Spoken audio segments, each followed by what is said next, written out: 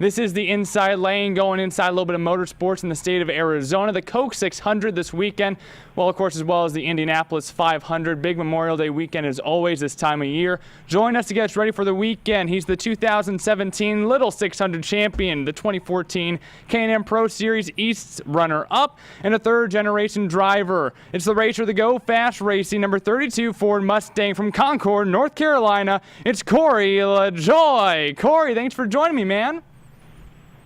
That was a hell of an introduction. Thanks for that. Oh, I'm glad to, man. You know, you're a youngster. You'll get plenty more of those as the years go by, I'm pretty sure. But, of course, I want to get into the Coke 600 this weekend. As always, NASCAR Salutes has their 600 miles of remembrance. And this year, an Arizona name is going to be on the windshield of your car on the number 32. Staff Sergeant Alex Conrad from right here in Arizona, from Chandler, passed away back in 2018. And this weekend is so special in so many different ways. What is it like to have those real-life heroes riding along with you for 600 miles this weekend? Yeah, it really is humbling to be able to carry, Staff Sergeant Conrad's name on our cars, along with the other 39 guys that are riding along with us, and the millions other that have laid down their life to protect our freedoms and allow us to ride around in circles and get paid for it, to put on a good show for all the great fans on Fox on Sunday night. But it definitely is humbling, and to be able to take Sergeant Conrad's family out to the track and show those guys a good time, something that they probably wouldn't dream they'd get, just in honor of their son. So I look forward to doing that each and every year, to show our appreciation personally and as a sport to the military for all their sacrifices and what they do for us. So it's a great show pre-race.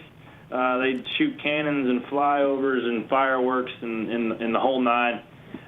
So it's a pretty cool show to be a part of, and I think they're doing some sort of break to just as a moment of silence to remember all the ones that are fallen, especially the ones that are riding along with us in the car, and I'm really looking forward to Sunday.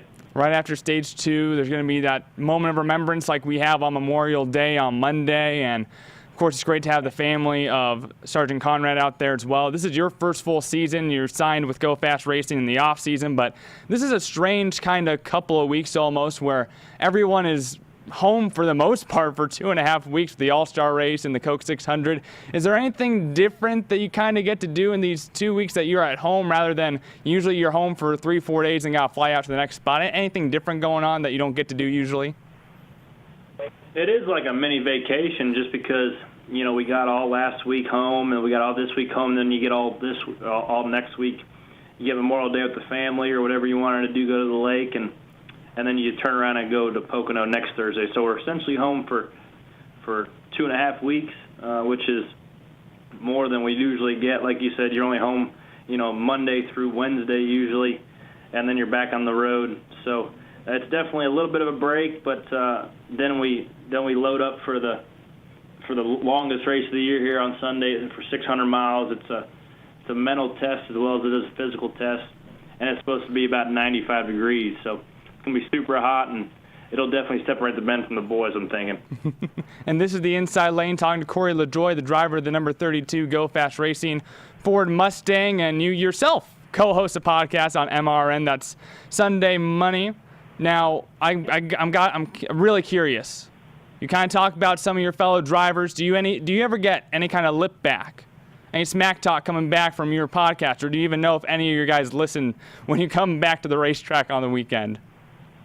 I don't know if those guys listen or not. I'm sure that they probably would give me some talk back, but I don't really care. I just try to say it how it is. And, everybody's so vanilla, it doesn't really say it how it is because they're worried about hurting anybody's feelings anymore. So I'll tell how it is, how my opinion of it is, and I tell some of the behind-the-scenes stories that somebody wouldn't normally hear on the broadcast. So we have a lot of fun with it. Yeah, it's on all the places where you can listen to a podcast, Spotify, Apple Music, or whatever it is, in the podcast section, Sunday Money, and we talk about some current event stuff. But we have a lot of fun with it. You got a busy day coming up all day on Wednesday today, and then, of course, throughout the week. So I'll let you go in a minute, but I do want to do a segment with you. I do with all of our drivers. It's called Quick Time, some rapid-fire questions. I'm looking for some rapid-fire answers in return. Corey, you ready to sit quick time?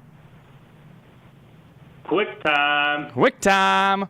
So, first question, what is your favorite track to race at, regardless of car, and why? Bristol, because it's the last great Coliseum. You know, it's fast, and you get your elbows up and get the job done.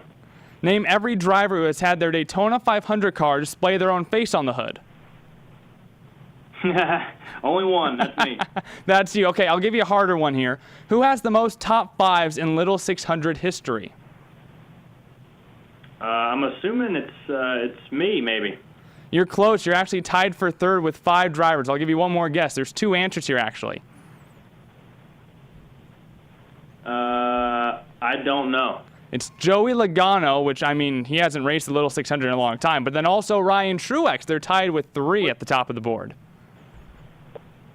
Well, so I run third last night, so I think that puts me tied for them. Yeah, you were on the podium. I was trying to look back. I think that you got 2, but hey, at the very least, do you know what those guys don't have that you do? A win. Tell me. Yeah. Last question for you, and what was that?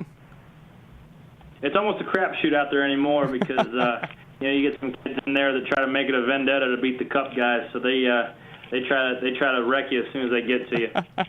I'll give you one more question. This one might be the hardest. Between you, your dad, and your grandfather, all race car drivers, who's the best racer out of all you?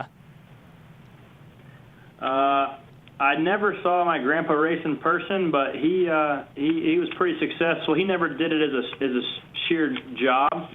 I would love to see him race in person because I hear a lot of good things about him. But honestly, any race car driver thinks that they're the best one in any conversation. So I think it'd be a hell of a race. I'll put it that way. But I'd like to think that I can come out. As much as I've learned in the last couple of years being a Cup driver, I feel like I could probably have the leg up now. I like that answer. Corey, thank you for being with us here on the Inside Lane. Can't wait to see that red, white, and blue number 32 carrying Staff Sergeant Alex Conrad's name on there.